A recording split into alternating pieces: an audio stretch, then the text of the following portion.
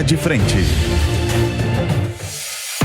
Olá, sejam todos muito bem-vindos. Está começando aqui o Linha de Frente deste fim de semana. Eu sou o Nelson Kobayashi, nós vamos juntos pela próxima hora e meia tratar de muitos assuntos interessantes e atuais do nosso Brasil, hoje em um especial. Nós vamos falar aqui sobre empreendedorismo, sobre agronegócio e sobre transição energética. E para isso a gente está contando hoje no nosso Linha de Frente com um time especialíssimo, qualificado, que eu quero já começar a apresentar, a começar pelo meu amigo, o Dr. Elcio Honda, que é conselheiro seccional da OAB de São Paulo, é presidente da Comissão de Direito Empresarial da OAB Nacional, ou seja, do Conselho Federal da OAB. Ele também é diretor jurídico titular do CIESP e é presidente da ONG ABCP. Conosco também está aqui o Sávio Sardinha, que é o diretor de agro da Filter Carbon. Conosco também o Felipe Serigati, que é professor da FGV e pesquisador da FGV Agro. E conosco também,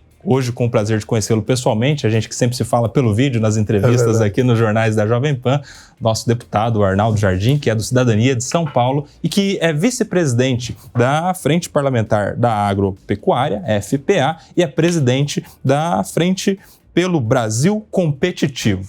Uma mesa qualificada, assim, certeza de um bom programa. Vem com a gente, vai ser um prazer ter você na nossa audiência. Quero começar, meus amigos, nesse primeiro momento falando sobre empreendedorismo, a vida do empreendedor no Brasil. Começando pelo deputado, eu quero saber, deputado, qual é o grande desafio hoje do empreendedor no Brasil?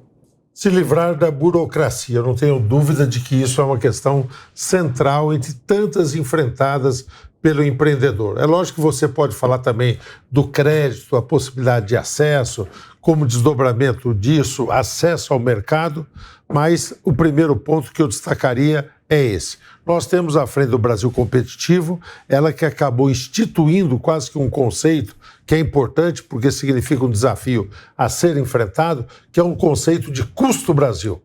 Custa muito no Brasil empreender, custa muito no Brasil produzir. A frente tem se dedicado a alguns temas e eu destaco 3 deles para a gente poder colocar aqui na roda e ouvir a todos aqui, me permitam, Nelson. Primeiro, a necessidade de simplificação das medidas do governo e isso rima com digitalização, né? Nós temos discutido isso, temos discutido políticas públicas do governo federal, dos governos do estado, para que isso possa tornar a vida do empreendedor, do contribuinte, do consumidor, muito mais fácil. Uma segunda questão que eu acho chave é um desafio que o Brasil tem tido. E aí eu relato em 1 minuto aqui uma experiência. Em muitas cidades eu chego, o prefeito diz o seguinte: Arnaldo, eu preciso de uma empresa aqui, porque eu preciso gerar emprego, nós estamos precisando de mais postos de trabalho. Eu chego nas empresas dos municípios e ouço eles dizerem: nós temos vagas e não encontramos pessoas qualificadas para preencher essas vagas. Então, um dizendo que precisa de oportunidade e outro dizendo que tem oportunidade, mas não consegue preenchê-la.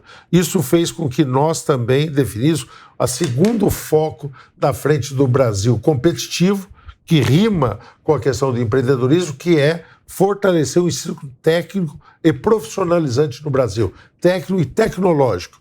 Uma das brigas que nós vamos ter logo na retomada do trabalho legislativo é para nós podermos fazer com que a reforma do ensino técnico entre em vigor. Nós tivemos muita dificuldade de colocar. E por último, e para encerrar, para não ficar aqui extensivo, a questão tributária, né? Nós, daqui a pouco, nós temos grandes especialistas nisso. Você próprio, Nelson, acompanha isso muito de perto. Nós tivemos o passo da reforma tributária, comemoramos, mas queremos garantir agora na regulamentação cuidados e força ao empreendedor. Bom, só que a gente já tem 3 grandes pontos para discutir, né? A questão da burocracia, no nosso sistema público principalmente, a questão da qualificação, da mão de obra principalmente, e a questão da reforma tributária. Por exemplo, nós tivemos uma parte, teremos outra logo adiante. Quero, doutor Elcio Honda, já te trazer para a conversa, porque eu sei que você tem alguma participação no Sistema S, conhece de perto, e trazer já esse primeiro ponto de qualificação.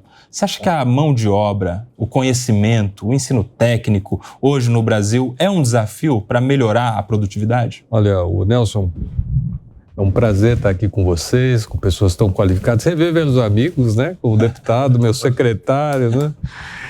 E o fato da questão do tema é fundamental, né? Eu acho que essa questão do empreendedorismo com a qualificação técnica é fundamental. E eu vou te dar um exemplo. Nós fizemos, e você participou, né? Dentro do Sistema S, nós temos o Sebrae, né? Que é vocacionado para a questão empreendedora, né? E para o pequeno e médio empreendedor, né? E nós fizemos pela primeira vez na OAB, e que você participou junto, né? Nós fizemos um convênio do Sebrae com a OAB. Olha só, porque o advogado não tinha essa visão, né? Nós somos aí, eu sou advogado, você é advogado, e nós não tínhamos essa visão empreendedora, né? Que hoje você precisa ter. Então, essa capacitação técnica. Daí a importância de que você tenha as instituições que trabalhem nesse sentido sobre a capacitação. E eu vou te dar um outro exemplo, que eu além dessas questões, eu presido uma ONG que você citou, a BCP. A BCP, ela trata de moradores de rua, né? Fazemos um trabalho, não só de alimentação, mas para retirada efetiva do morador de rua. Então, com isso, nós fazemos um trabalho grande e complexo de 2 anos. E o final desse trabalho, depois da desintoxicação, depois da ressocialização, é a autonomia. E como é que ganha essa autonomia? O empreendedorismo. Então, nós temos, por exemplo, convênios com o SESI, com o SENAI, com o SEBRAE, com o SENAR da Agricultura, onde damos a capacitação e entregamos para as vagas sociais de empresas. Hoje, de cada 100 moradores de rua, conseguimos retirar 76. É um índice altíssimo, né? E desses 76, 100%, ou são empreendedores ou estão empregados. Porque aqueles que não conseguem um emprego, eles vão ser empreendedores. A gente faz a MEI, etc.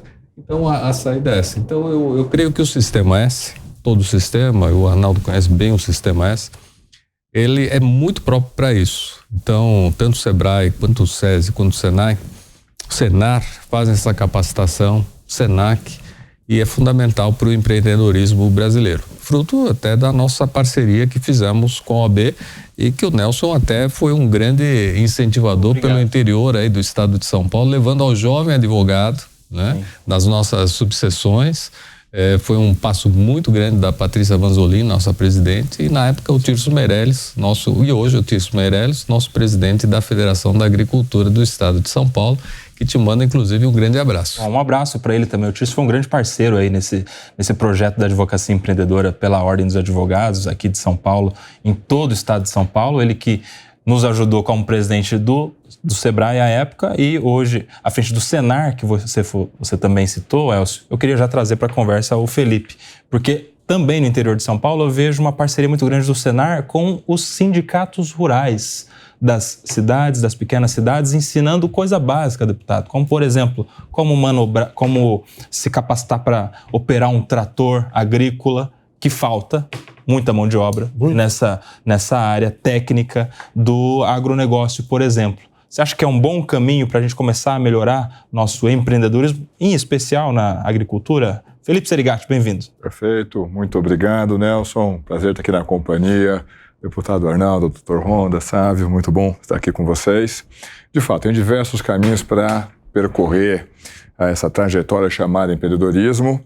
A qualificação de mão de obra é algo fundamental, sem dúvida alguma. Mas, gente, vamos voltar um pouquinho aqui. Deputado, olha a importância de diversas iniciativas para facilitar a vida do empreendedor. Isso vale também todo o suporte do SENAR, do SEBRAE. Imagina um empreendedor estivesse lá com uma ideia há 10 anos. Ele está lá em 2014. O que esse empreendedor viu ao longo desse período?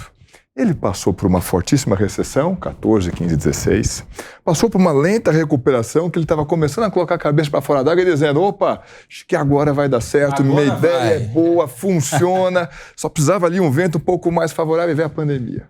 E a pandemia dá aquela amassada e ainda tem muitos empresários, grandes, pequenos, que já tinham um negócio consolidado, que estava tentando sua primeira tentativa nesse mercado, ainda tendo que digerir todos os espólios que a pandemia gerou. Então vamos lá, o desafio é grande, é para todo mundo, Mas, de fato, tem alguns setores que conseguiram passar de uma maneira mais suave por todas essas turbulências. E o agronegócio, com certeza, é uma delas. E aí, o caminho, então, do agronegócio está suave, está garantido, está completamente pavimentado? É óbvio que não. E uma das grandes gargalos é justamente mão de obra qualificada. O universo agro aumentou fortemente sua produtividade, incorporou tecnologia. Naturalmente, a tecnologia demandava uma mão de obra com maior qualificação. Essa mão de obra mais qualificada demandava um contrato de trabalho mais formal, salários maiores, sensacional. Então, o que a gente chama aí de quase que desenvolvimento econômico. No entanto, muitas vezes, esse investidor, esse empresário rural, vai ao mercado, tenta buscar esse profissional, não tem. Não tem problema. Vamos, então, pegar o profissional existente, vamos treiná-lo aqui na nossa unidade produtiva. Como é que se faz isso? E aí o suporte de instituições, como as que vocês descreveram, é fundamental. Porque a mão de obra existe, o posto, a vaga de trabalho, ela existe, nós temos que fazer que o atributo de ambos sejam compatíveis. E esse esforço vale para todo mundo. Muito interessante, Otávio. Nessa linha eu quero te fazer uma pergunta. Você acha que em algum momento a gente falhou no incentivo, na aposta do ensino básico inicial e depois no ensino técnico? Porque há alguns anos a gente começou a ouvir de que todo mundo tem que ter acesso à universidade. E aí a gente teve um boom de universidades, o advento do ensino à distância aí muito presente, e conseguimos, de alguma maneira, democratizar, sim, o acesso às universidades. Mas agora a gente tem muitos formados em diversas áreas, advogados, engenheiros e tal, às vezes em mercados saturados, na odontologia também, por exemplo, e faltando mão de obra técnica. Será que faltou equilibrar, Otávio? Com certeza. Acho que contando um pouco também, né, do histórico, né, até um pouco da história, assim como o deputado trouxe, né, um pouco do seu ambiente de causa, né, e caso aí na política, eu percebi que no ensino fundamental, por exemplo, ensino médio, hoje a educação não trata isso como um assunto tão relevante quanto deveria. Aí já começamos, né, com alicerce sem uma estrutura muito bem definida. O ensino técnico, inclusive, parte da minha história foi no ensino técnico, então sei do valor que isso tem, né? O ensino técnico nos dá a condição de, inclusive, disciplinas focadas, né, em empreendedorismo. A gente tem isso, né? Eu vim do Mato Grosso, sei muito bem o caso que isso traz, né, como um valor agregado àquele estudante, aluno que vai sair do ensino técnico, que hoje são os IFs, né, no Brasil todo, e antigamente os serviços técnicos, né, de escolas técnicas.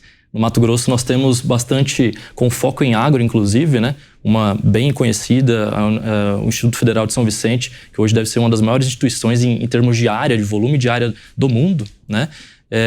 Então, esse acompanhamento do aluno, né, desde um ensino fundamental, médio, ensino técnico, às vezes em conjunto, com certeza faz muita falta para quando a gente vê a oportunidade desse jovem depois formado, né, mesmo com o técnico, estar no mercado de trabalho. Mas indo para a universidade, essa defasagem ainda continua. E eu enfrentei isso também. Isso é muito interessante. Hoje, por exemplo, movimentos como o do Empresa Júnior, né, que provavelmente deve ser um dos maiores, né? Temos a Brasil Júnior como a confederação que organiza as federações, né, estaduais, né? Nós tivemos também a oportunidade no Mato Grosso criar a Federação Mato Grossense, não com tanto tempo, e isso dói um pouco, né? Como que passou esse tempo todo e a gente chegando agora já, né, nesse tempo tecnológico, nesse tempo onde o Brasil dedica já esforços a estímulo do empreendedorismo, e nós, como Mato Grosso, por exemplo, estamos criando agora uma federação de empresas juniores, que tem o foco, naturalmente, de colocar à frente aquele aluno em graduação ao mercado, com clientes, né? Fundamos a empresa Júnior de Agronomia lá também. Então, junto à federação, esse trabalho para os alunos de agronomia ocorreu com um universo onde professores tinham horas específicas dedicadas àquele trabalho. Então, a sua pergunta original, sim, nós estamos com esse problema ainda na universidade. Não é todo mundo que vai para a universidade por foco, por oportunidade, mas dando 3 passos atrás, nós temos uma defasagem com certeza no sistema público e particular de ensino fundamental e médio, né? Que é a falta dessa linha temática, né, de empreendedorismo que traz consigo uma série de outros fatores, como segurança em relação à qualidade de gestão financeira daquela pessoa e família, né? Você começa a entrar em outras vias de discussão e certamente nós teríamos aqui um bom período, né, para fazê-la. Então, sim. Léo, você me permite, complementando isso? Por favor. Eu queria responder a sua pergunta. Eu acho que houve um grave equívoco quando nós concentramos todo o esforço no ensino universitário. Tá certo? Sim. Nós agora votamos o ano passado e custou mais 8 bilhões de reais, tá certo? O perdoar as dívidas do FIES.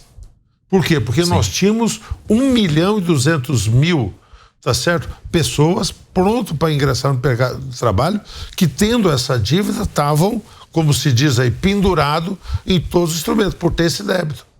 Então, nós cometemos um erro nisso, isso enfraqueceu.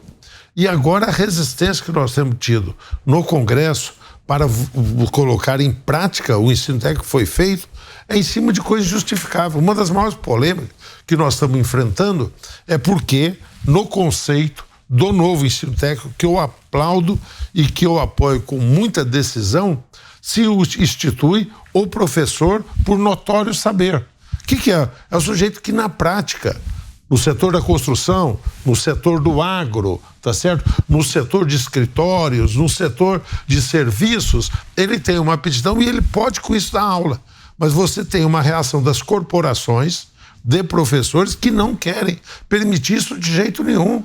Tá certo? Por quê? Porque o fundamental para nós seria que essa pessoa fosse capaz de transmitir o seu conhecimento. Multiplicar, tá certo? de alguma maneira. Isso. Né? Então, acho que houve um grave equívoco, uma disposição de negar e meio colocar no plano secundário o ensino tecnológico. Você acabou de dar agora, sabe, um testemunho pessoal dele. Eu fiz e foi fundamental na minha vida. Tá certo? Outros países valorizam isso e nós fomos para o encanto da universidade, sonho de consumo, tá certo? Formamos pessoas sem ter mercado de trabalho para isso. Alguns dados para ilustrar essa nossa discussão: a gente tinha em 2001, 2002, cerca de 400 faculdades de direito no Brasil. Hoje, em 2024, a gente tem mais de 1.300. Ou seja, a gente teve um salto, assim, de quantos por cento? Em alguns anos, né?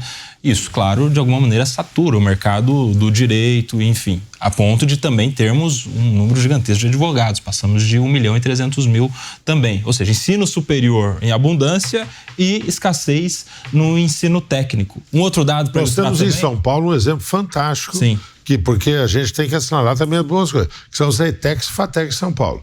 Você que é de Bastos, do nosso glorioso interior paulista. Capital do ovo. Tá certo? Família também dos pais do Elcio Honda. Do Honda. Você sabe, do lado, eu vou continuar aqui na ascendência nipônica que está presente aqui, nós temos lá a Jacto em Pompeia, que é do lado. E temos lá uma FATEC fantástica, que é a FATEC Suji Nishimura, família Nishimura, mantenedora ali da Jacto, onde aí, para mim, é o suprassumo. É algo que, como modelo, nós devemos perseguir, ou o modelo que você mencionou, há vários, mas eles têm um conceito. É voltado para o trabalho, voltado para a profissão e numa articulação com o setor empresarial. Então, a FATEC de lá é junto com a Jacto, que é uma empresa de implemento agrícola, como agora se abriu a de Matão, junto com as empresas de Matão, junto com a Marquesan, junto com a Baldan, Cantoniose, uma outra parceria. É isso que nós precisamos buscar como um modelo de empreender, tá certo? Como um modelo de empregabilidade imediata. Isso impacta a produtividade do país. Tá certo? Imediatamente. Já que você citou a Pompeia, a Jacto e a família Nishimura, quero ouvir o Elcio Honda, que tem uma ligação lá também, muito de perto, né? Pois é, e eu acompanhei muito isso, viu, Arnaldo? Porque o pessoal lá da Jacto, né, que são muito amigos nossos, Nishimuras, né? E eles queriam implantar a escola técnica lá, né? Foram lá, primeiro bateu na porta, então, do Senai, né? E bateu lá na porta e, tecnicamente, a primeira resposta foi não. Porque o Senai não implanta com cidades com menos de 40 mil habitantes. E tinha uma lá do lado que era em Marília. Que você sabe que Marília e Pompeia estão... 200 mil habitantes. Eles ficaram indignados, né? Porque a área é linda, né? Você conhece lá, era uma fazenda, né? E ele fez uma fundação maravilhosa. E aí eles vieram falar comigo, e aí eu falei com o Paulo, falei assim, Paulo, você não pode negar por esse critério, né? Você tem que ir lá e ver o trabalho que eles estão fazendo para a comunidade e coletividade. E eles querem fazer a capacitação técnica, né, do homem para a fixação no campo. E não é que ele pega o avião e vai para lá, conhece, se encanta, e aí fez o Senai, aí depois fez a FATEC, levou para lá. Hoje aquilo é um polo que faço o convite para todos conhecerem. Referência. Né? Maravilhoso. Tão referência que quando estamos como empresa em contratações de colaboradores, sempre há uma lista de preferência para esses locais. Infelizmente, parece que seja uma seleção, uma pré-seleção injusta, mas você encontra nesses locais uma experiência totalmente diferente de um estudo convencional de universidade, né? Eu diria no modelo padrão, né? Então, sim, isso acontece muito. E a gente estava citando esses dados, deu o exemplo das faculdades de Direito, enfim. E um outro dado interessante, né? Se a gente fizer uma comparação do investimento brasileiro na comparação entre ensino básico e ensino superior, em comparação aos países da OCDE, lá o mesmo valor que é investido no ensino público superior é o mesmo valor no ensino básico superior. Aqui no Brasil, a proporção é da metade do que se investe no ensino básico, é a metade do que se investe no ensino superior. Ou seja, isso mostra de alguma maneira quais são as prioridades, né? E quando a prioridade no ensino básico, quero ouvir o professor aqui, a gente tem alguma coisa fora do lugar, né, professor? Sem dúvida alguma, esse é um gargalo importante no sistema educacional brasileiro.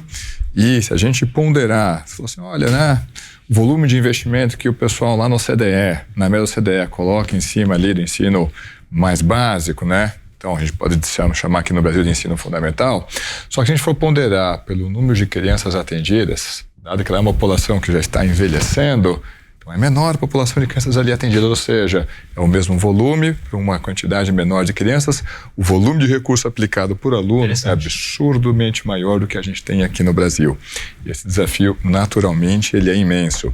E, tanto amarrando aqui com a parte do empreendedorismo como a parte da área técnica, gente, não é trivial. Então vamos lá, de fato, né? Eu tive o privilégio de passar também por escola técnica no meu segundo grau. E isso é muito importante. No entanto, uma parte desses profissionais, na hora que se formam, eles vão atuar dentro da sua profissão. No entanto, uma parte vai tentar seu próprio negócio. Ou então, mesmo tendo uma formação técnica, vão atuar em áreas de gestão.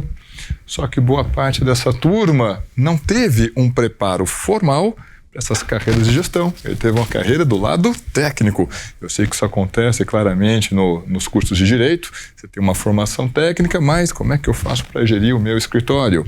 E ainda assim nós estamos falando da área técnica de um lado, estamos falando da área de gestão do outro. E nada disso necessariamente vai formar um bom empreendedor. O empreendedor, ele tem uma característica que é inata, que precisa ser desenvolvida, mas é que fosse uma sementinha que está lá dentro dele. E muitas vezes ele precisa de inspiração, de exemplos. E aí, deputado, essa situação de permitir, mesmo que aquele profissional não tenha um mestrado, não tenha um doutorado, mas tenha ali um notório saber, que ele possa transmitir isso para seus alunos, é fundamental. Colocar lá um grande empresário ou alguém que teve uma trajetória de sucesso, mesmo que não seja um grande empresário, para dizer, vocês estão com essa sementinha, deixa eu contar a minha história para que sirva de inspiração e de exemplo para vocês. Realmente. Agora eu quero mudar um pouquinho a temática, ainda dentro dos desafios do empreendedorismo, seguindo aqui a dica do deputado, a respeito das barreiras tributárias para um empreendedor. Elcio, você que é um tributarista, você que acompanha tão de perto as questões tributárias e acompanha esse debate todo, tanto da reforma quanto da desoneração da folha, enfim. Hoje, para o empreendedor, com a nova reforma tributária, é mais fácil ou é mais difícil? Com o novo sistema tributário aprovado? Bom, nós tivemos agora, né, recentemente, pela primeira vez, desde a Constituição de 88, uma reforma constitucional. Podia ser melhor, mas foi o que foi possível, né? O Brasil é um país muito difícil, né? Você tem muitos interesses ali envolvidos, mas era fundamental e necessária uma reforma. Nós tínhamos lá na Fiesp, né, nós tínhamos delegações estrangeiras, era até engraçado. Então vinham delegações estrangeiras e perguntando do sistema, né? E a gente falando do sistema e tal. E aí vinha um executivo e falava assim, bom, eu vou fazer esse copo, né? Qual é a carga tributária desse copo? Todo mundo olha para o diretor jurídico. Qual é a caso? Aí o doutor Honda fala, não sei. Ele olha assim para você, como assim? Não tem alguém que saiba aí que possa? Falei, não sei porque depende de alguns fatores, entre eles, onde você vai colocar no Brasil a sua fábrica. Porque nós temos o ICMS, que depende do Estado e que depende se você vai ter um incentivo fiscal ou não, depende da classificação do produto para ver se vai ter substituição tributária.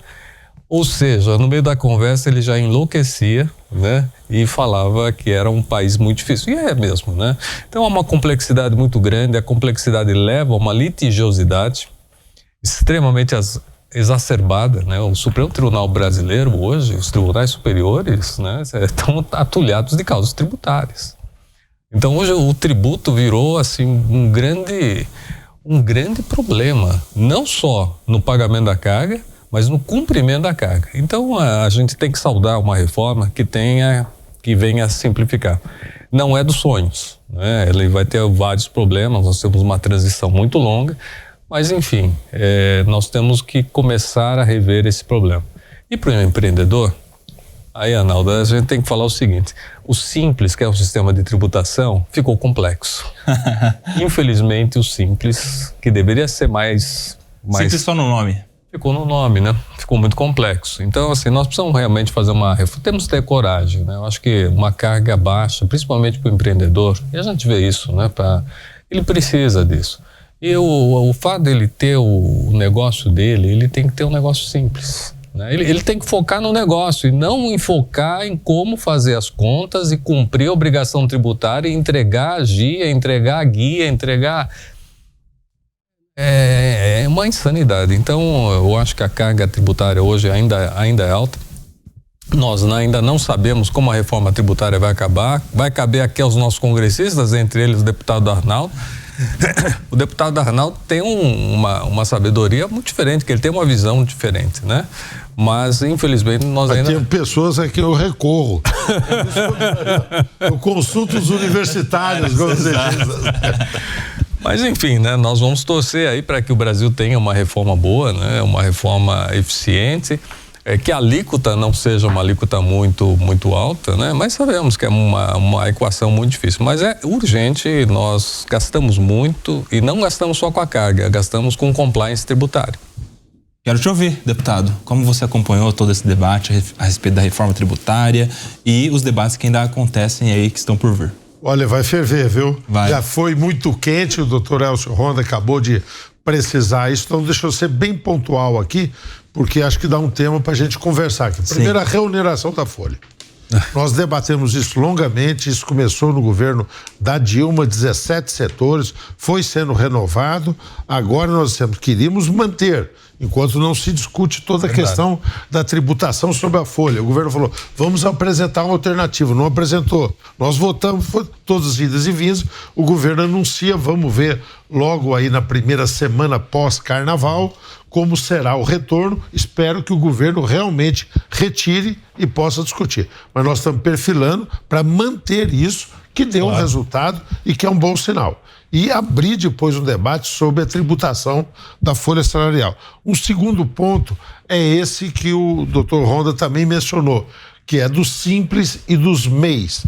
É verdade, burocracia é aquele negócio, é igual a unha. Você tem que cortar todo dia porque ela cresce o tempo todo, ela se reproduz, a burocracia. Então você tem que estar atento a isso. Pode ser que se complicou o simples. Simples complicou. Isso dá um artigo, tá certo? Mas, por outro lado, nós tivemos uma briga e na reforma tributária nós preservamos preservou. E ampliamos, inclusive, para um tipo de um simples no setor rural, para que o produtor abaixo de uma renda também não tivesse tributação. Então nós precisamos zelar por isso e cuidar para não se fazer. E um terceiro, essa questão da litigiosidade. O número, Nelson e todos os amigos, é assustador. O número, nós levantamos isso no debate, é de 4 trilhões. Arnaldo, você está confundindo 4 trilhões de reais que estão sendo hoje discutidos fazer. Foram constituídos 16 grupos de trabalho, então nós vamos ter uma pauta muito extensa. É verdade. Você e todos precisam nos ajudar lá para a gente preservar uma reforma que não aumente a carga, uma reforma que caminhe para a simplificação e acabe com essa guerra fiscal que você se referiu, que é esses conflitos todos do ICMS. A caneca lá na Fiesp, quando for utilizado de exemplo, tem o mesmo tributo em todos os estados, né? Agora eu quero trazer para a nossa segunda meia hora de programa, e já emendando nisso, a questão do agronegócio brasileiro com o mesmo tema. Como é que ficou o agronegócio com a reforma tributária? Foi o mais prejudicado, na opinião do senhor, professor Felipe? Então, acho que não foi o mais prejudicado, até que conseguiu, né, dentro das regras disponíveis, ficar num conjunto de exceções. E, no caso do Universo Agro, a gente não pode esquecer que ele opera em condições bastante particulares, né? Então, é um mercado competitivo, o produtor ele é um tomador de preço. O que isso significa? A alegoria que eu uso, né? O produtor não tem boleto, né? Ele não recebe um boleto daquele que ele vai receber. Então, imagina lá um produtor de algodão. Quanto que ele vai receber pelo algodão? É aquilo que vai estar na tela, independente do seu custo de produção. Não, mas eu paguei mais caro o fertilizante. Pena, né? Mas vale a cotação no mercado internacional. É uma commodity, né? Exatamente. Então, só que, diferente de uma Petrobras, que ela é grandona, então consegue acomodar um choque de custos, o Universo Agro, como é composto por um universo bem maior de produtores, ele tem maior dificuldade. Resultado disso, um aumento de carga tributária no Universo Agro, em geral, significa compressão de margem para esse produtor. Quando é que ele consegue repassar esse choque adiante? Se, devido a esse aumento de custo, ele reduzir a sua produtividade. Reduziu a produtividade, produziu menos, menor quantidade ofertada, o preço sobe. Mas eu acho que ninguém vai querer isso. Ninguém vai querer que o Universo Agro fique mais produtivo e que os produtos do setor, por exemplo, alimentos, biocombustíveis e fibras, fiquem mais caros. Então, demandava sim o setor um tratamento diferenciado dentro da reforma tributária. Se por um lado não era talvez a situação perfeita que o setor queria, por outro lado, dada a proposta original que poderia ter acontecido com o setor, eu acho que nós tivemos um resultado positivo.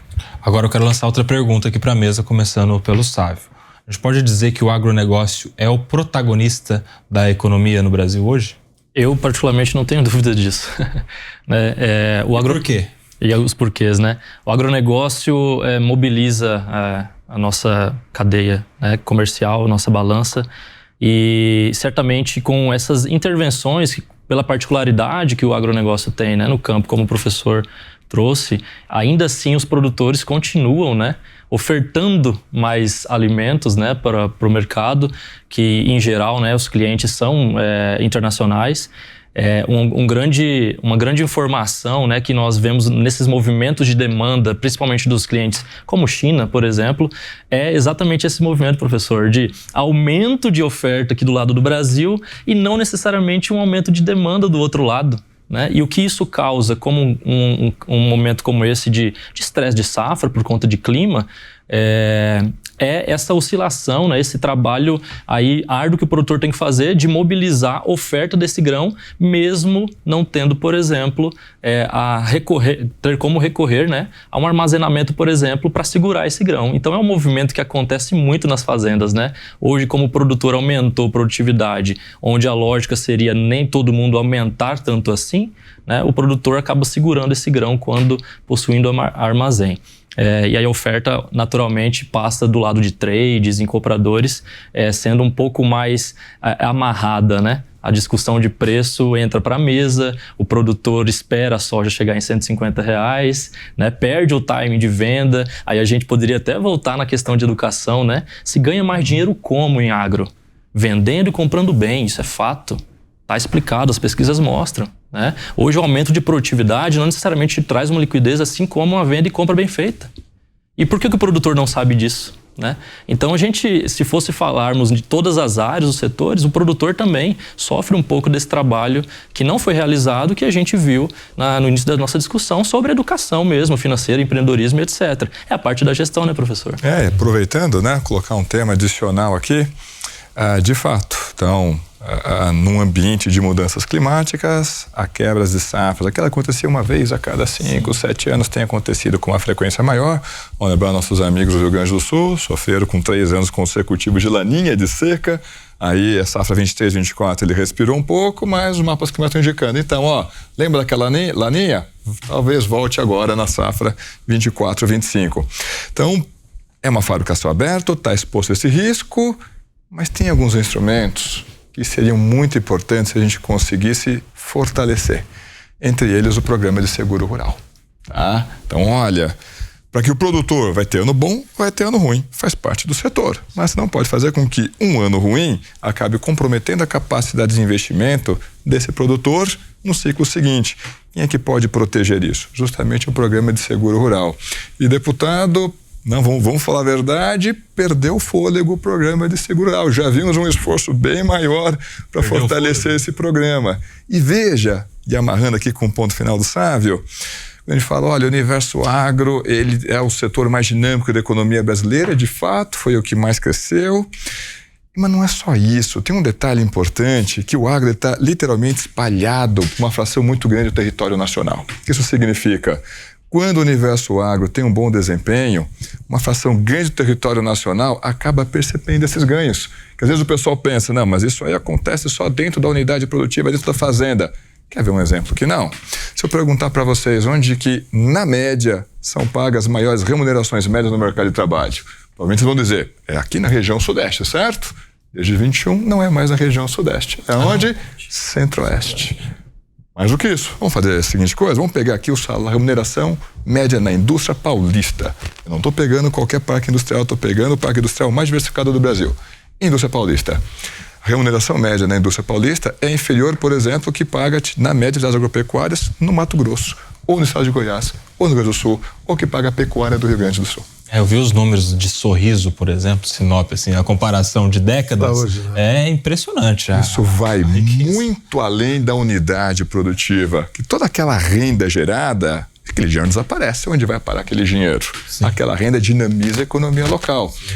Quem é que responde isso com maior intensidade? É justamente o setor de serviços. O setor de serviços local, como todo setor de serviços, é intensivo em mão de obra, demanda mais mão de obra. O que acontece com a taxa de desemprego nessas regiões? Ela cai mais e o que hoje tem, o quê? Estruturalmente é menor, por exemplo, do que a gente tem aqui na região sudeste. Impressionante, né? Se falasse isso há 30 anos, ninguém ia acreditar, né, deputado? Que coisa. Agora eu quero te perguntar uma coisa aqui. O Sávio trouxe um tema interessante. A comparação da oferta e da demanda, né? A gente tem um acordo que está emperrado aí que poderia, de alguma maneira, ajudar a resolver esse cálculo, essa balança, que é o acordo do Mercosul com a União Europeia, e tem, de alguma maneira, um protecionismo envolvido do lado de lá dessa negociação. Como é que você vê? Muitas vezes fala que o político, você pergunta uma coisa para ele responde outra.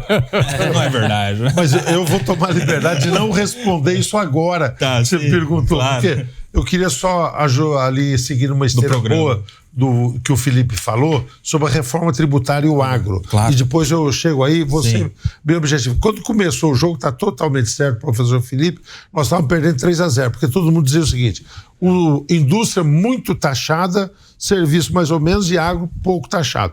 Nós tínhamos que mudar isso para compreender a cadeia do agro, que é longa, a agroindústria, tá certo? Como nós temos. Então, conquistas que nós tivemos na reforma tributária. Primeiro, isenção da cesta básica.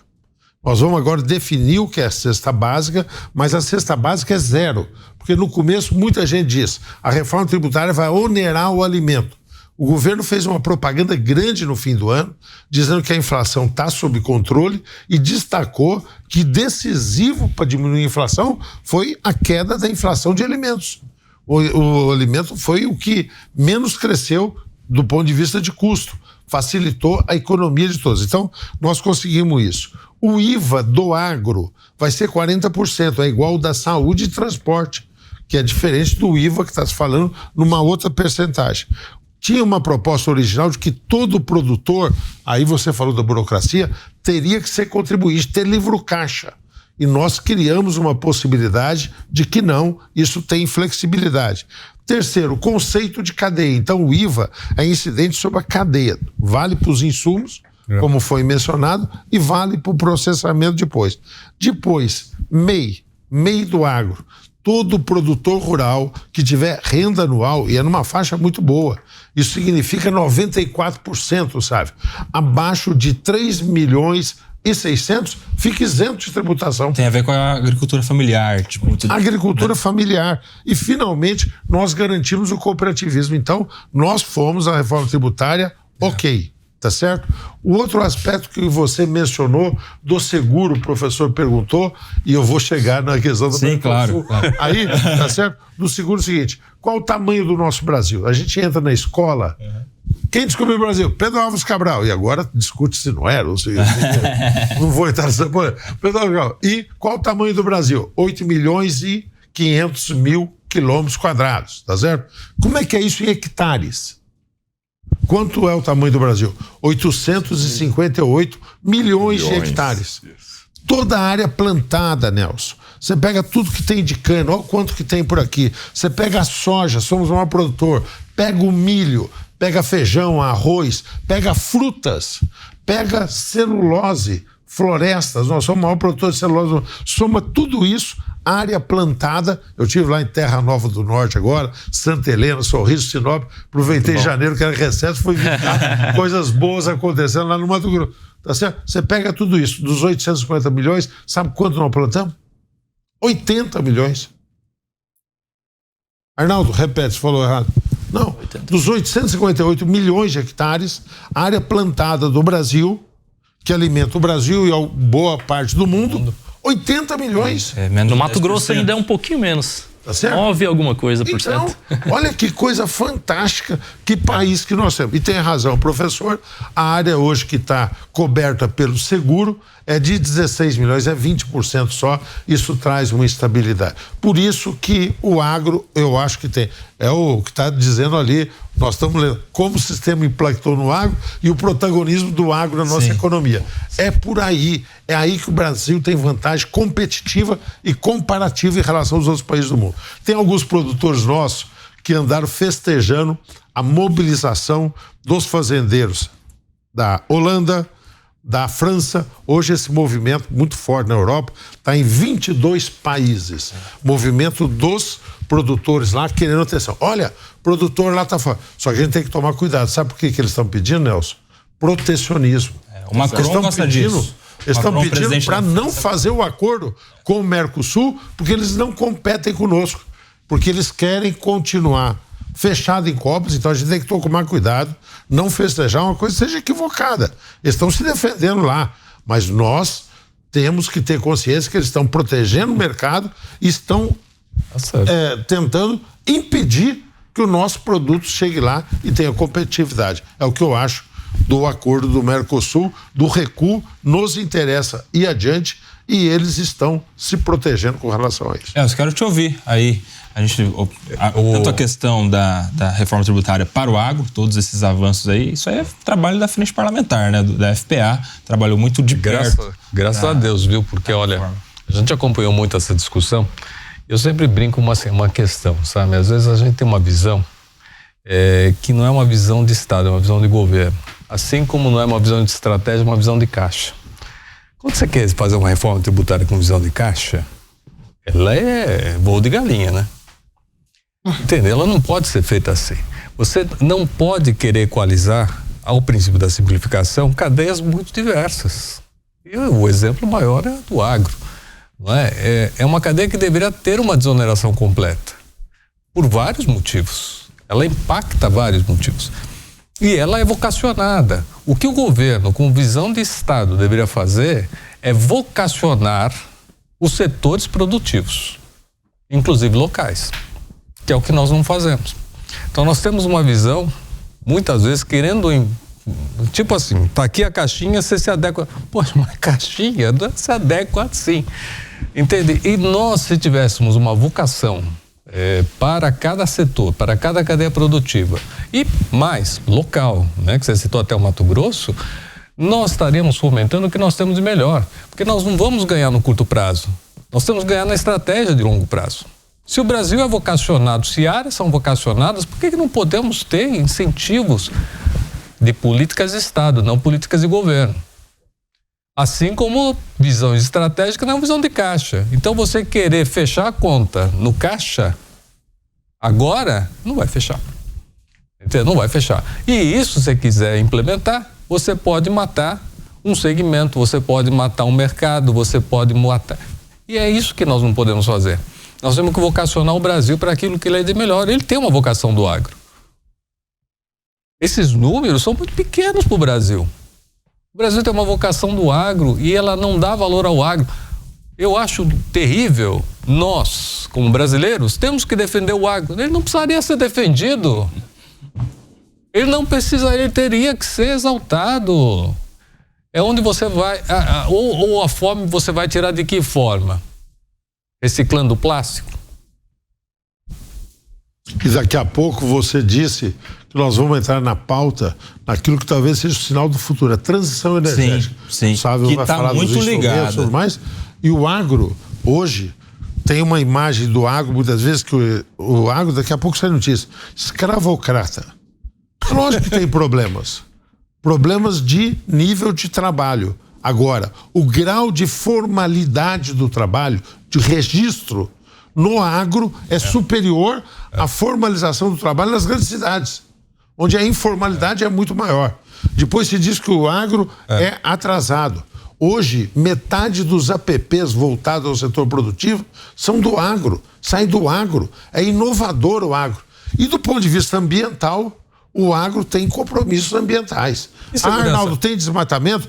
A FPA é contra o desmatamento. Nós trabalhamos contra o desmatamento. Acabou o Sávio de dizer que no estado do Mato Grosso, que é o suprassumo da produção, que a área ocupada hoje do estado do Mato Grosso por cultura é 9%. Isso aí já é uma radiografia então, de que tem o área agro preservada. É inovador, moderno e sem compromisso com a sustentabilidade. Queria que você comentasse, professor, essa questão de que não se imagina também, como aqueles dados que você já trouxe, que no agro haja um maior índice de formalização nas relações de trabalho. Porque, historicamente, lá atrás, a nossa história brasileira é de que a escravidão acontecia justamente no agro, que era o que tinha na época, né? E tem aí questões interessantíssimas para a gente colocar aqui em cima da mesa, né? Então, em primeiro lugar, o universo agro, às vezes quem não é do setor, olha de fora, pensa que é uma unidade homogênea. Não é. Então, assim como o setor de serviços não é todo igual, você vai ter serviços que operam na fronteira tecnológica, vai ter setor de serviços que tem muito ainda que caminhar. O agro é bastante semelhante. E tanto que um grande esforço dentro do setor é justamente conseguir fazer com que as tecnologias já disponíveis, não é reinventar a roda, não é tirar nenhum coelho da cartola, tecnologias já disponíveis consigam ser utilizadas com uma fração maior do setor. Você já conseguir então aumentar a produtividade, aumentar a produção somente com o que já está disponível. Então, o universo agro, ele é muito heterogêneo. Se um determinado grupo quiser ver apenas o que é ruim, ele vai encontrar. Não, porque o setor ele é grande, ele é heterogêneo, né? Então, e faz parte do debate. Então, tanto as entidades de classe, como a imprensa, como da academia, quem faz a pesquisa, sim, é nosso trabalho. Olha, gente, o que está acontecendo é isso. Tem isso aqui de bom, tem isso aqui de ruim, né? E aí cada um faz seu argumento. Mas essa informação tem que ser levada para o público. Só que às vezes essa informação, por construção, ela chega com viés. Informalidade no agro. Então, a gente vai buscar os dados do IBGE, da PNAD contínua, Pesquisa Nacional para a Morte do Domicílio. Quem é o formal? Quem é o considerado formal? Não tem uma qualificação oficial de formalidade, tá? Mas vamos lá. De um lado você vai ter o empregado. O empregado, para ser formal, ele tem que ter carteira assinada. Carteira assinada, CLT. Maravilha. Mas nem todo mundo é empregado. Você vai ter o empregador, o empresário. Quando é que ele é considerado formal? Quando ele tem CNPJ. Mas para ser empregador, um empresário ali, ele tem que ter contratado pelo menos um indivíduo. Se ele não é empregado, ele tem lá a atividade dele, mas ele não contratou ninguém, ele é classificado como conta própria. Quem é o conta própria formal? É o conta própria com CNPJ. Perfeito. Onde é que está classificado o produtor? O produtor, ele é empregado? Não, ele não é empregado. Então não vai ter carteira de trabalho, então ele não está nessa categoria. Esse produtor, em geral, ele tem mão de obra? A grande maioria não necessariamente tem, mas ok, Vamos imaginar um que tenha. Em geral, o universo agro brasileiro é um mar de CNPJs? Não, é um mar de CPFs. Seja quando ele tem um funcionário, ele é um empregador, só que sem CNPJ. Quando ele toca o barco dele sozinho, ele é um conta própria sem CNPJ. Ou seja, por construção, ele é classificado como um informal. Então, quando você olha aquele número de informalidade no agro, é grande? E é grande, comparado com a indústria. Comparado com outros segmentos do setor, não é tão grande assim. Mas ainda assim tem que fazer um desconto. Que desconto é esse? Tira o produtor.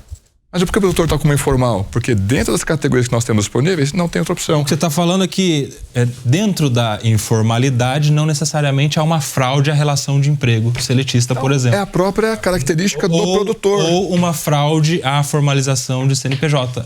É uma peculiaridade interessante isso. Isso deveria mudar na base de pesquisa, não é? Difícil. Tanto é que você não tem recuperação judicial da pessoa física. Exatamente. Do produtor rural. Exato. Você não tem recuperação judicial. Exato. Exatamente. Aí, ó, alguma coisa pra gente pensar aí na frente parlamentar. Quero te ouvir, sabe? Ou colhendo sugestões. É uma desvantagem, pô, não é? Quero te ouvir, sabe? Não, assim, a realidade é bem essa, né? O cenário de grande espectro de tipos de propriedades e produtores, naturalmente reflete também, né, a condição das cidades, né, como ela se estrutura para amparar o produtor. Muito do que a gente comentou sobre os sindicatos, que fazem um trabalho muito forte em relação a isso também. E os aspectos de produção da região, né? Como é a cadeia produtiva dessas regiões, né? Quando a gente vai para o universo de interior do Mato Grosso, tirando a visita do deputado sobre Sorriso, Sinop, né? A grande 163, né? E vamos mais para o interior da Baixada Cuiabana, por exemplo, a gente pode notar que a informalidade acaba aumentando por conta do porte dessas propriedades e, naturalmente, a receita atrelado a esse produtor.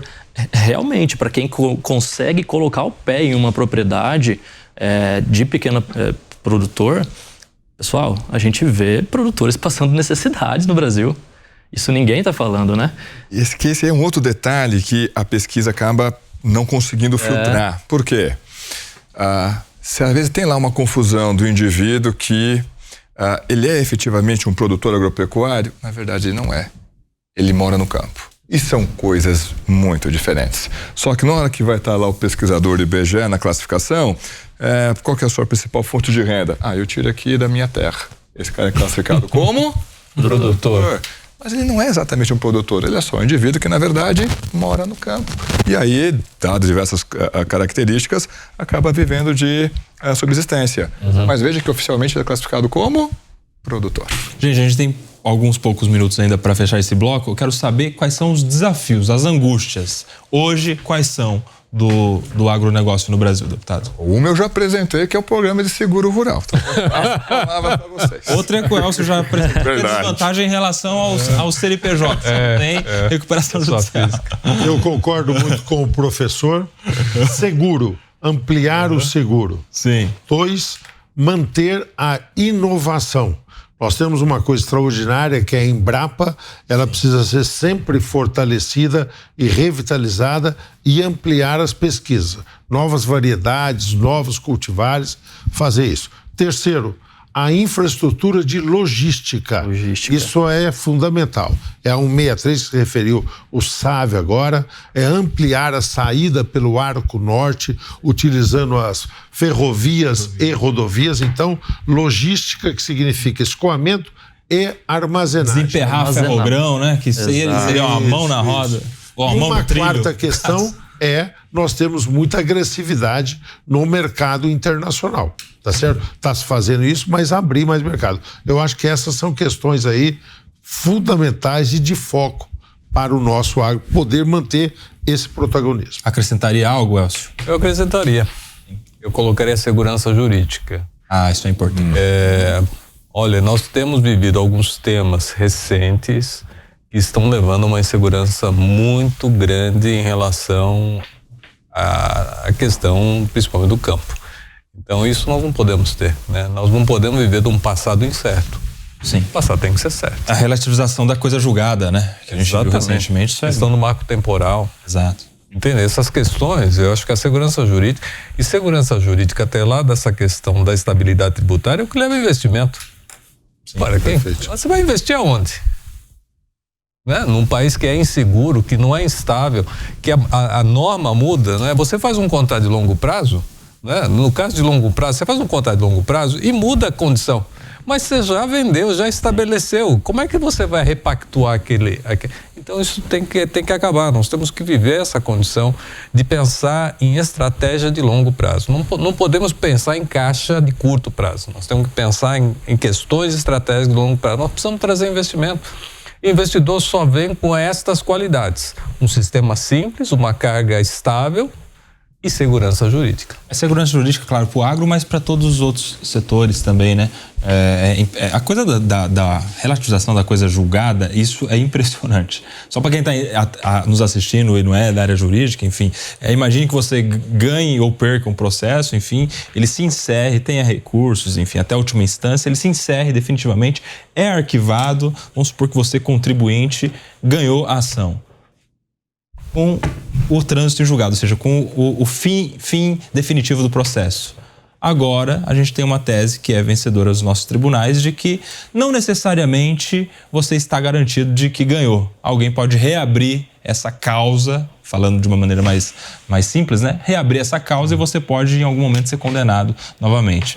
Você acrescentaria mais algum desafio, sabe? O foco na armazenagem, eu gosto sempre de trazer esse lado, né? Nós perdemos para os Los Hermanos, né? Que nossos vizinhos em relação a isso, e acho que, do ponto de vista competitivo de Brasil, isso é um ponto crucial, além do fato da nossa logística, né? Que é um ponto também aí muito importante.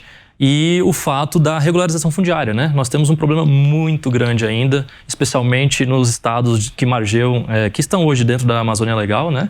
E que naturalmente há os produtores que poderiam ter um efeito de produção naquelas regiões, hoje não se consegue porque você tem empilhado domínios de áreas com 25 donos. Né? E que você não encontra mais o documento no cartório porque ele pegou fogo e ninguém sabe como esse cartório pegou fogo. Talvez por um interesse privado, enfim. Então existe esse problema, né, que é histórico do Brasil e que vai naturalmente ditar a lógica dos negócios de hoje em diante, com certeza. Porque, inclusive, com negócios de sustentabilidade, nós já percebemos esse efeito direto em impossibilitar negócios dentro do Brasil. Então, onde está o potencial do Brasil? Também na floresta? Sim. Mas como eu mobilizo e faço isso acontecer sem a regularização fundiária? Impossível.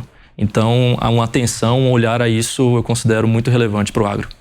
E agora, transição energética. Estamos aqui com o Dr. Elcio Honda, com o deputado federal Arnaldo Jardim, com o professor Felipe Serigati e com o Sávio Sardinha, com quem eu vou começar essa rodada, que é exatamente sobre transição energética. E, primeiro, pedindo para você explicar do que se trata a transição energética e já responder uma pergunta: se o Brasil pode liderar a transição energética no mundo.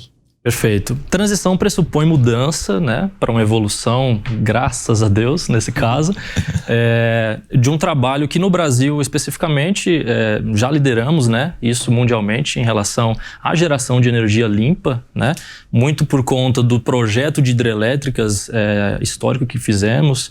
Hoje a eólica também figurando ali com mais de 10%, né, da nossa base de energia hoje. O biogás, que é um tema que eu gosto muito e que está muito ligado ao agro, né? O uso de resíduos agrícolas para se gerar energia.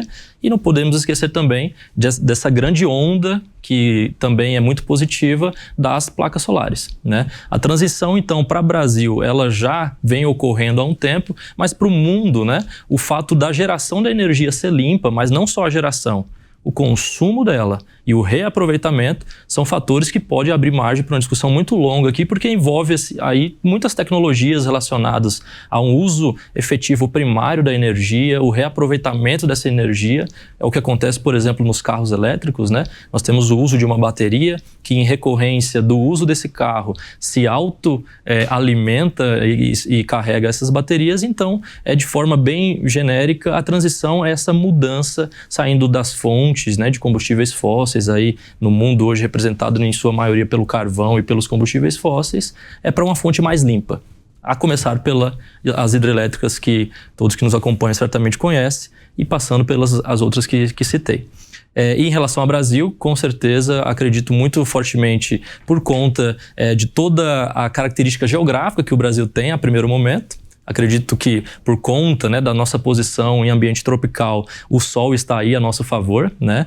Isso se evoluiu muito no Brasil. Então, esse é um fator muito importante e relevante que somaria nessa essa disponibilidade de energia gerada através de placas solares. E pelo nosso assunto da mesa ser agro também, a gente tem que lembrar que no caso dos biodigestores para uso de dejetos animais, bagaço de cana, vinhaça e N outros resíduos, nós temos uma oportunidade enorme para liderar esse mercado. Já vemos fazendo isso com o biometano, né? Também de uma certa forma, as produções ali também para o norte do Mato Grosso, seguindo muito fortemente com grandes indústrias sendo instaladas nesses ambientes para aproveitar e, obviamente, trazer riqueza para a região e para o Brasil.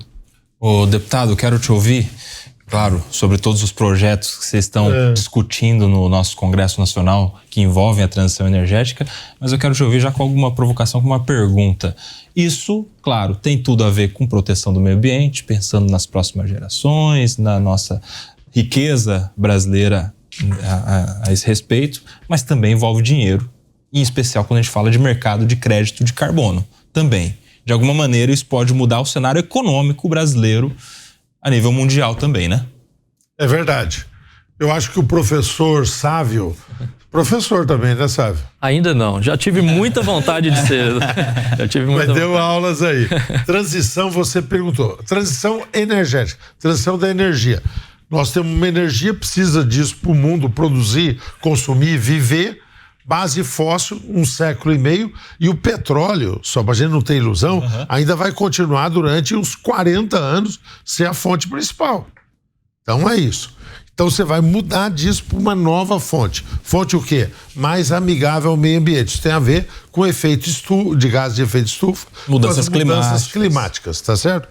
O Brasil, alguns dizem, Nelson, e é interessante, que o Brasil, na realidade, participa da transição, mas nós já fizemos a transição, porque a matriz energética do Brasil já é renovável, por conta das hidroelétricas, como resgatou o Sávio muito apropriadamente, ela era renovável, as hidroelétricas foram diminuindo um pouco, surgiram térmicas a gás e carvão, e agora cresceram as eólicas e a solar e a biomassa. Então nós temos a matriz energética, que é todas as fontes juntas que a gente usa, mais limpa do mundo. E, aliás, uma outra coisa a comemorar, a nossa matriz de combustíveis também é mais limpa do mundo. Tudo isso precisa de dinheiro, não vou deixar então de responder a pergunta. Sim. Quero até fazer um convite, dia 21 agora de fevereiro, tá a tempo ainda do nosso programa, eu vou realizar um encontro, quem vai participar é o presidente do Banco Central, Roberto Campos Neto. Legal. Tá certo?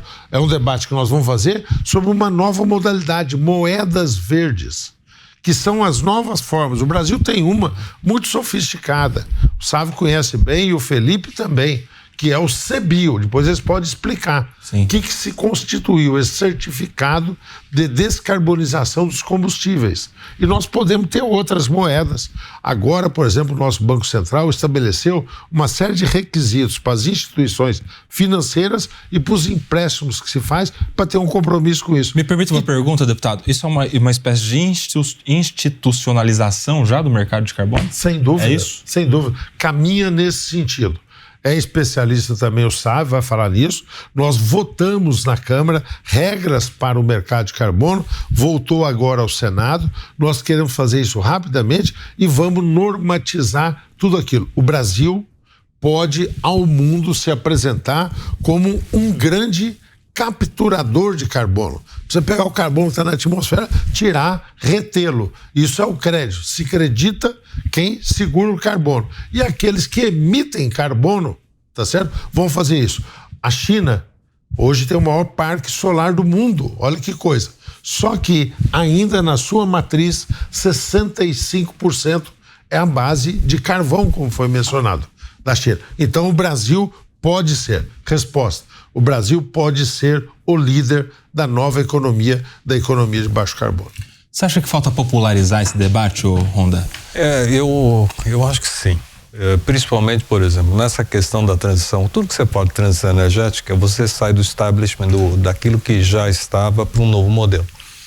Quando você passa para um novo modelo, você precisa de um marco regulatório. E você precisa de incentivo para o novo mercado. Porque é tudo muito caro quando você faz a transição. Eu vou dar um exemplo.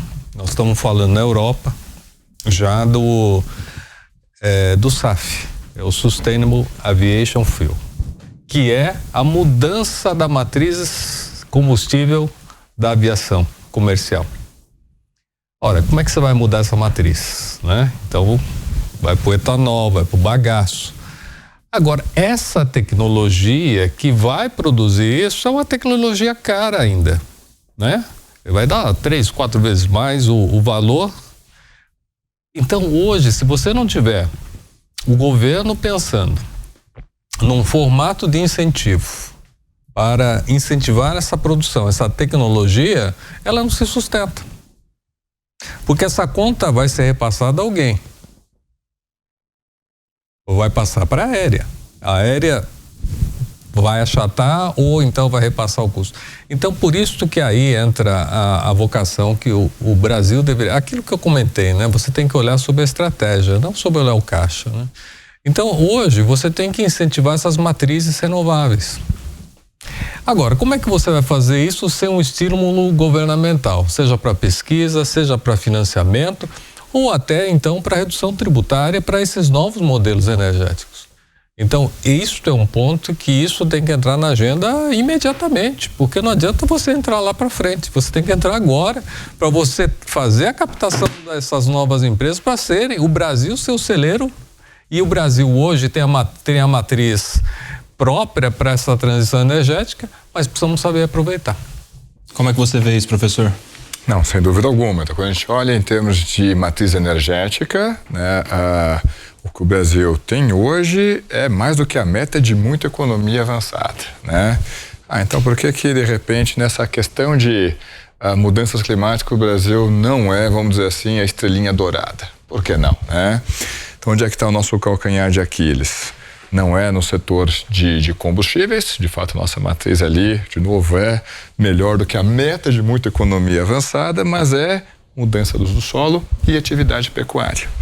Mudança do uso do solo, né? Então é o termo que popularmente o pessoal vai chamar de desmatamento, e isso é um problema. Tá? E isso tem que ser combatido. E não é só uma questão de combater, mas também de você sinalizar isso. Então, convencer a opinião pública, seja aqui dentro, seja no meio urbano, seja lá fora, olha, a situação é essa, tem um problema, estamos fazendo esforço para resolver. Isso acho que prejudica o universo agro, porque o pessoal associou esse problema ao universo agro, né? Então, vamos pensar aqui no que a gente vai produzir agora na safra 23-24. Qual a fração da produção hoje brasileira, agropecuária, vem de áreas não antropizadas, ou seja, de áreas novas? É muito marginal. E mais do que isso, e aí o pessoal coloca muito o ponto na pecuária, né? Não, mas tem área desmatada de forma irregular, que ocupou com a pecuária. Conta para mim, que tipo de pecuária que é feito nessa área de forma irregular? É uma pecuária de ponta? É uma porcaria de pecuária. Na verdade, é justamente o oposto. Não é a pecuária que demanda esse desmatamento, é justamente esses infratores, esses que estão fazendo coisa errada, que estão fazendo uso da pecuária. E veja que dentro do setor, nas instituições formais, pessoalmente não conheço ninguém que defenda desmatamento ilegal. Mas não importa. Grudou a imagem, agora tem que fazer um esforço para você reverter isso. Então, outra também fonte, então de um lado é mudanças do solo, a outra fonte é justamente a pecuária. Somente a pecuária bovina. E aí é uma característica do animal. O animal vai ter uma emissão de carbono, de metano, mas a gente gosta de trabalhar na métrica carbono equivalente. Ainda assim, é diferente da situação brasileira da situação, por exemplo, europeia. Por quê? Porque o nosso gado é um gado a pasto. A pasto é gramínea. Conforme essa gramínea está crescendo, ela está capturando carbono da atmosfera. Dependendo de como você faz esse manejo do pasto, a quantidade de carbono que essa gramínea está crescendo reduz enormemente, em termos líquidos, a emissão daquele gado bovino. Mais do que isso, se você reduzir a idade de abate desse animal, se ele viveu menos, ele emitiu menos. Na realidade, se você combinar essa produção, por exemplo, com um ativo florestal ou até mesmo com produção de grãos, aplicando um plantio direto, você consegue fazer o quê? Inverter o sinal da emissão dessa atividade pecuária. Se torna uma carne, não só carbono neutro, se torna uma carne bovina que reduz a pegada, que tem uma pegada de carbono negativa, que em condições ideais, aí vai depender como o mercado de carbono se desenvolver, mas em condições ideais, seria elegível a emissão de crédito de carbono, ou seja, para aquele público que fala, não vou comer carne vermelha porque isso aqui contribui para o aquecimento, depende de que tipo de carne vermelha. De repente, se você comprar de um bom produtor, você está ajudando alguém que ajuda o meio ambiente, tá? Sem dúvida alguma. Coisa carbono. que, quando a gente olha para países de clima temperado, notadamente na Europa, eles não conseguem fazer isso. Porque o tipo de pecuária que você faz lá, você tem que manter o animal aquecido, esse animal vai comer ração, não é por meio de pastagem, não há mágica que torne aquela equação de emissão de carbono negativa. É uma joia que tem no Brasil, então, né? Uma peculiaridade brasileira. Exatamente. Que deveria ser uma oportunidade. E em um sistema, de novo, universo agro incrivelmente heterogêneo, essa tecnologia, ela existe, mas tem que ser expandido para uma fração maior dos nossos produtores. Agora, Sávio, eu quero que você fale especificamente sobre isso, que já citamos. O mercado de crédito de carbono no Brasil. Como é que está o cenário atual? Perfeito, eu queria só Até porque pontuar... você é da Future Carbon, eu já quero mandar um abraço aqui pro nosso amigo Fabinho Galindo, que inclusive foi quem te indicou, um amigo, uma pessoa que entende tudo sobre isso, assim como os colegas, e você está aqui representando hoje. Ele é grandioso. Eu queria só comentar 2 pontos que eu acredito ser dor também, né? O que o professor trouxe em relação às práticas agrícolas, isso é um desafio, eu acabo me doendo por isso, né? Hoje o Brasil não tem a suficiência de dados quando a gente olha para as pesquisas, por exemplo, de mestrado, doutorado, eu sempre falo sobre isso, professor. Quando nós vemos as pesquisas de mestrado, doutorado na área de agricultura e pecuária, eu fico me perguntando onde estão esses dados? Cadê a planilha mãe daquela pesquisa? Para onde foi? A Embrapa está com ela em mãos? O laboratório de solos tem aquele ponto de amostragem coletado? Isso é inteligência nacional. Né? E o porquê que, por exemplo, deputado, hoje no PL a gente, né, fez a exclusão da unidade produtiva fazenda, né? Todo mundo fala que o agro ficou de fora, né? Não necessariamente. Hoje as indústrias vão estar sendo computadas em emissões, têm suas metas, etc. Mas a fazenda, muito por conta dessas alegações, dessas questões, né? De falta de dados, de tropicalização do dado.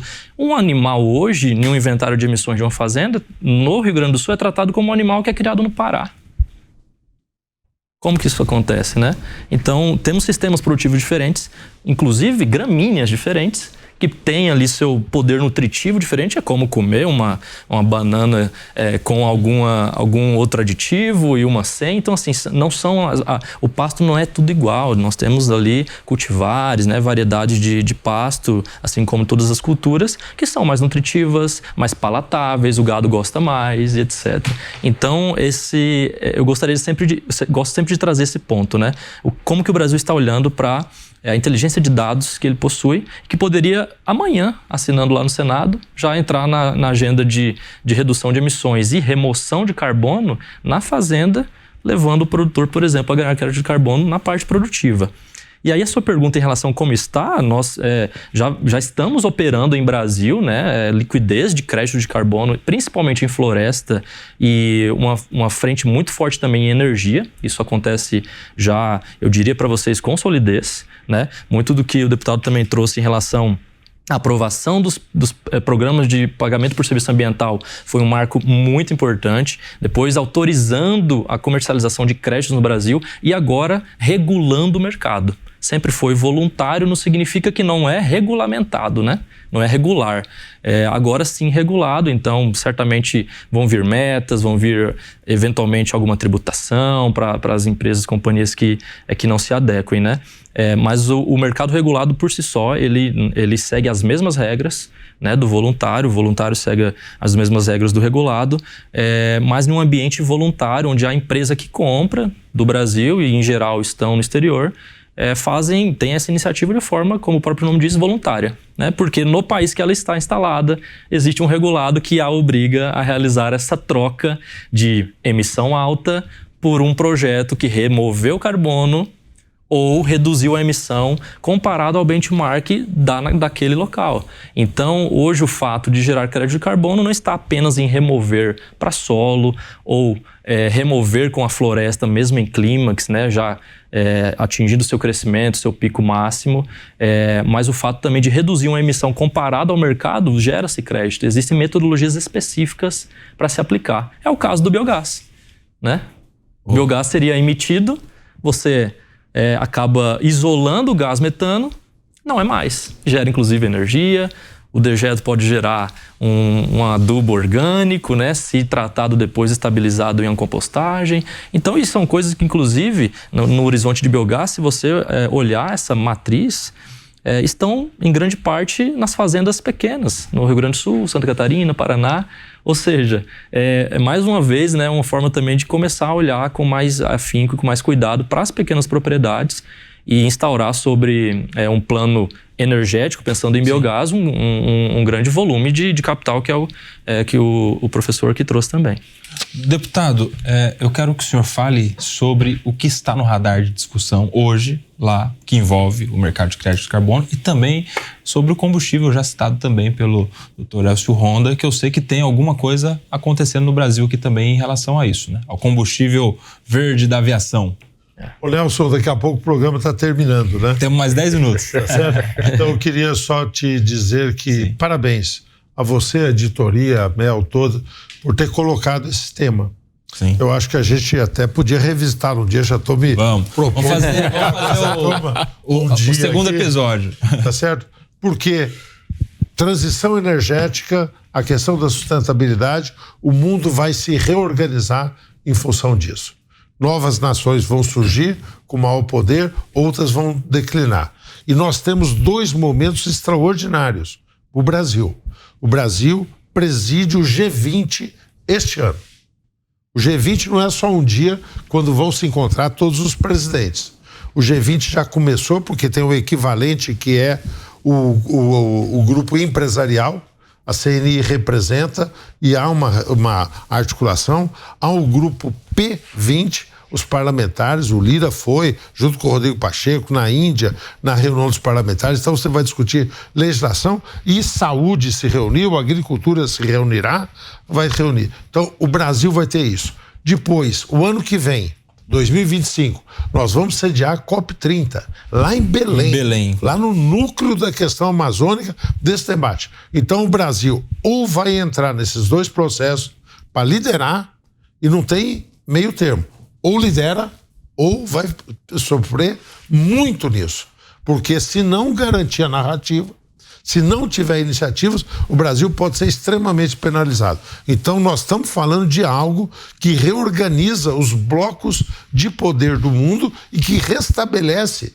relações de mando do ponto de vista das nações. Me permita só, deputado, é até importante que você é parlamentar, portanto é um político, e infelizmente essa pauta muitas vezes é politizada desnecessariamente. Há quem diz, isso não é pauta de direita ou não é pauta de esquerda, isso é uma pauta que vai atender a todos os brasileiros de maneira equivalente, independente do espectro político, né? Porque, claro, atende aquele que está muito mais preocupado com a questão ambiental, mas atende também àquele que é capitalista e que está vendo uma oportunidade do Brasil se colocar no auge, no cenário econômico mundial. Eu acho que eu tenho delegação, claro, né, para falar em nome do agro, claro, que é um setor que muitas vezes fica na berlinda isso, por conta da FPA, e todos têm aqui, aliás, os 4 debatedores se reuniu, todos têm qualificação para isso, mas é o seguinte, o agro tem compromisso com o meio ambiente, com a sustentabilidade e com a transição energética. Para citar um exemplo, você falou de pautas que nós temos lá, eu sou relator da matéria, já estou pedindo ajuda aqui, de todos que estão nos ouvindo, de uma matéria que chama Combustível do Futuro. Sim, isso é legal. Vou apresentar logo depois do carnaval o meu parecer. Por exemplo, foi enviado pelo governo. Olha o que ele trata. Vou mencionar algumas coisas, hein? Não são todas. Sim. Trata do etanol. Nós vamos a quanto na mistura? O etanol que está mudando o seu perfil. Na última, agora, produção do etanol, por surpresa, acho que você vai ficar surpreendido com esse dado, Elcio, 20% do etanol produzido no Brasil já veio do milho. Que parecia uma coisa não mais impensável. E o Sávio sabe bem disso, porque é lá no Mato Grosso que isso está acontecendo. Nós vamos discutir a estabelecimento mencionado pelo Dr. Honda do SAF, Combustível Sustentável da Aviação. E ele usa o etanol como uma base mais favorável para fazê-lo. Há outras rotas tecnológicas, mas é isso. Nós vamos discutir o chamado diesel verde, produção de diesel a partir de matéria orgânica. Nós vamos definir teores de mistura do biodiesel e vamos estabelecer as regras para o biogás e o biometano. Olha o tamanho disso. Isso são bilhões de investimento, isso são milhões de empregos que vão ser gerados. E o agro, que produz alimento, fibra, é o agro que vai se qualificar para produzir energia. E não rivaliza com alimentos. Quando, então vai produzir isso, então vai produzir menos alimento. Não, é tudo junto. Porque quando você produz o etanol do milho, sobra lá o DDGS, e isso é aquilo que come o frango, come o suíno, come o boi e produz proteína depois animal. Então nós temos isso como uma pauta. Há um outro projeto que até é de minha autoria, que é o Plano de Aceleração da Transição Energética, que como não tem recursos públicos orçamentários do governo, é déficit zero e nós estamos com déficit enorme, então pensar que vai ter dinheiro para investimento, ele institui criatividade para mobilizar recursos nesse sentido. Então, eu queria pedir ajuda aos universitários, como se diz, tá certo? Para poder ajudar nesse projeto. Mas a agenda, o presidente Lira, Rodrigo Pacheco, tem empenhado, nós temos votado questões importantes do ponto de vista ambiental para consolidar isso. O Brasil liderar a transição energética do mundo. Eu acho que daqui alguns anos, não sei quantos vocês estão mais próximos podem dizer, mas daqui uma década, de repente, isso vai ser tão presente no nosso dia a dia, na nossa economia, todo mundo vai entender com muito mais facilidade esses temas que hoje às vezes parecem mais distantes, mais difíceis, palavras desconhecidas. No resumo de tudo, Nelson, é o quê? O Brasil que tem condições de vender crédito de carbono para países que têm condições só de comprar, ou seja, dinheiro de fora entrando no nosso país e sendo distribuído de alguma maneira para a nossa população. Mas o que é isso? Um resumo de tudo, de maneira bem simples também, é o produtor rural que vende carne, o pecuarista, lucrando quando ele vende 1 quilo de carne ou uma arroba de um boi e lucrando quando ele vende um crédito de carbono também, e em especial para fora, né? Para outros países, outras economias. É dinheiro de fora do Brasil entrando dentro do Brasil. É isso aí. De maneira muito simples, não é isso, Elcio? É isso aí. Tudo que a gente discutiu, e isso é importante para trazer recursos novos para o Brasil, e principalmente tecnologia. Porque todas essas matrizes novas, essas transformações, nós vamos precisar de pesquisa, de estudo. E isso você traz dinheiro, isso você traz investimento. Então, essa visão, que é uma visão de longo prazo que o Brasil precisa ter, e saúdo o seu projeto de lei, que o senhor é o relator, saúdo porque eu sei da sua competência, porque essa sua visão vai ser muito importante em relação ao futuro do Brasil. Meus amigos, nós temos aqui alguns segundos, 40 segundos, para as considerações finais de todos vocês. Eu quero agradecer demais a presença de todos vocês, uma mesa qualificadíssima, que dificulta muito a figura aqui do mediador diante de tanto conhecimento técnico. Mas obrigado, deputado Arnaldo, por estar aqui. Eu que agradeço a você, Nelson. Você tem visão estratégica, tem compromisso de país e isso mobilizou a todos nós aqui. Muito obrigado por essa oportunidade, a Jovem Pan, e que essa discussão possa se ampliar cada vez mais. E a gente continua se encontrando nas entrevistas nos jornais, que está sempre aqui contribuindo com a Jovem Pan. Dr. Elcio Honda, meu colega de conselho da OAB, um prazer imenso ter você aqui com a gente. O prazer foi todo meu, né? Aliás, muito obrigado, porque eu aprendi muito aqui, né? Eu fui o estudante. Então, queria parabenizar você, os meus queridos colegas aí. Olha, tema atualíssimo, né? Eu acho que parabéns aí a você, a Jovem Pan, por debaterem um tema tão atual, né? Nós que agradecemos, é sempre muito bem-vindo aqui, ajudou muito aqui os jornais da casa na discussão da reforma tributária, da desoneração da folha, sempre muito bem-vindo com as suas opiniões técnicas aqui, Dr. Elcio Honda. Professor Felipe Serigati, muito obrigado. Indicação do nosso amigo Felipe Monteiro, já conhecido aqui da audiência. Maravilha, eu que agradeço enormemente o convite para estar conversando aqui com a ilustre presença. E só acrescentar um detalhezinho, doutor Honda, não é apenas uma questão de atrair recursos à promoção dessas novas tecnologias, mas também precisa o quê? Mudar a imagem, tá? E ao mudar a imagem, a gente consegue também mudar a narrativa. Ou seja, a realidade está aqui, só que dependendo como você vende essa imagem, essa percepção, a gente consegue atrair mais ou menos recursos. Então, não é só questão de atrair recursos, mas também de mudar a nossa imagem. Muito importante. Boa. Sávio Sardinha, obrigado demais por estar aqui com a gente, nos abrilhantando com conhecimento específico aí da transição energética. É um prazer ter você aqui. Eu que agradeço, Nelson, a todos os colegas aqui da mesa, a linha de frente, a Jovem Pan. Eu acho que pontuar, né, o detalhe de mantermos essas visões positivas, né, sobre o que a gente está discutindo. O desafio hoje da comunicação no agro, né, professor, é muito grande, e mesas assim, né, com um viés sempre muito positivo de criar, de implementar, né, de desenvolver, propositiva, é o que a gente precisa, e por isso agradeço ao convite. Muito bem, muito obrigado, meus amigos. E olha só, você que está acompanhando aqui o Linha de Frente, atenção! Esta é uma notícia para quem gosta da Jovem Pan. Todo o acervo de áudio da Rádio Jovem Pan já está liberado para o assinante do site www.jp.com.br. É só entrar no site, ir na barra preta no topo da tela e clicar em cima de áudios, depois acervo e fazer a busca com a palavra que você escolher. E a partir daí é só viajar no tempo com narrações e coberturas históricas. Gostou? Faça a sua assinatura e tem acesso a mais conteúdos exclusivos.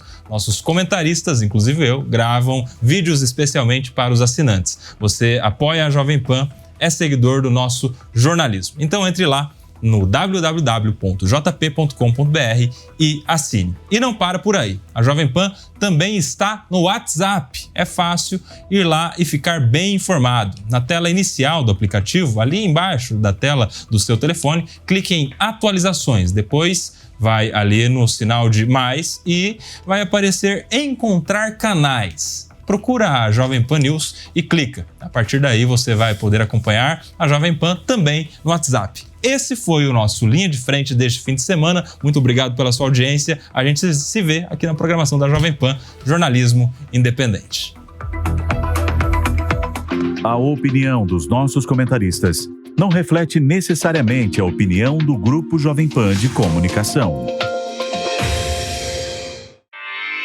Realização Jovem Pan News.